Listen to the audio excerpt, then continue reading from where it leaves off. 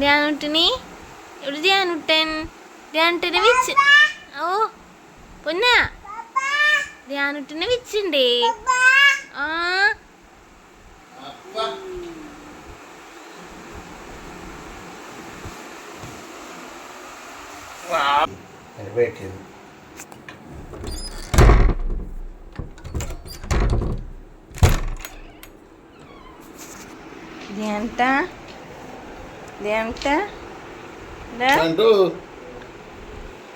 Happy birthday to you.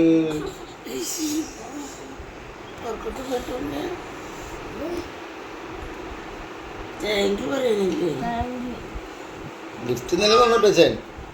Gift ഇന്നലെ തന്നിട്ടോ? അങ്ങനെ ഇന്ന് ധ്യാനുട്ടന് 9 വയസ്സ് തികയാണ് കേട്ടോ. അവൻ്റെ അച്ഛൻ്റെയും അവൻ്റെയും ഒരുപാട് നാളത്തെ ആഗ്രഹമായിരുന്നു ഇങ്ങനെ ഒരു ബൈക്ക് മേടിക്കണം എന്നുള്ളത്.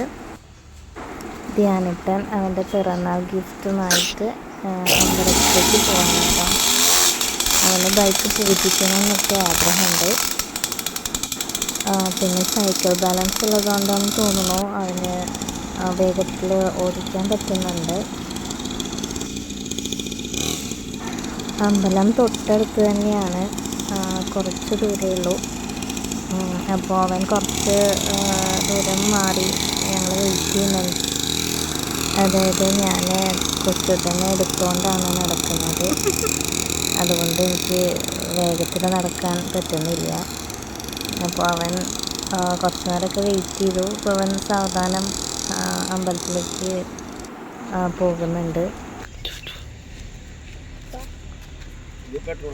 എത്തുമ്പോഴത്തേനും എല്ലാവരും അവൻ്റെ ബൈക്ക് ശ്രദ്ധിക്കുന്നുണ്ട്, ബൈക്കിനെ പറ്റി ചോദിക്കുന്നൊക്കെ ഉണ്ട്.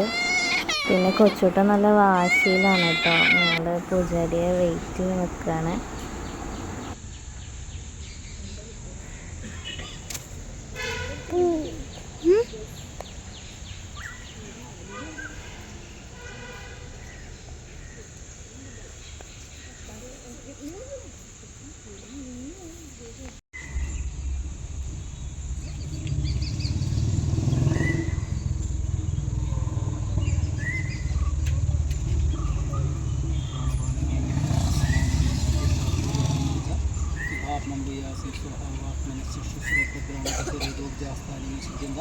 ജ്യോതിരഹന്യരജാവിപാത്മംബുയാസി സ്വഹ ശിരപ്പാണി പാദപാർശ്വപൃഷ്ടോരുദ്രജന്തസിഷ്ണു വിജാസ്ഥാനി സിദ്ധാം ജ്യോതിരഹന്യരജാവിപാത്മംബുയാസി സ്വഹ ത്വക്ചർമ്മമാം.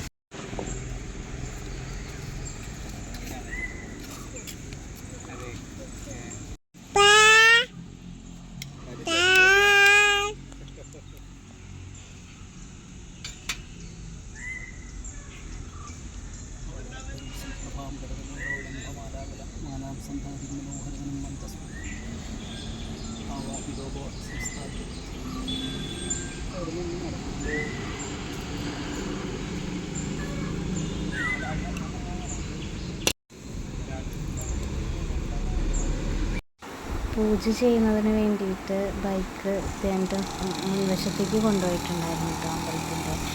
അപ്പോൾ അവൻ തിരിച്ച് ബാക്ക് സൈഡിലോട്ട് തന്നെ വരുന്നുണ്ട്.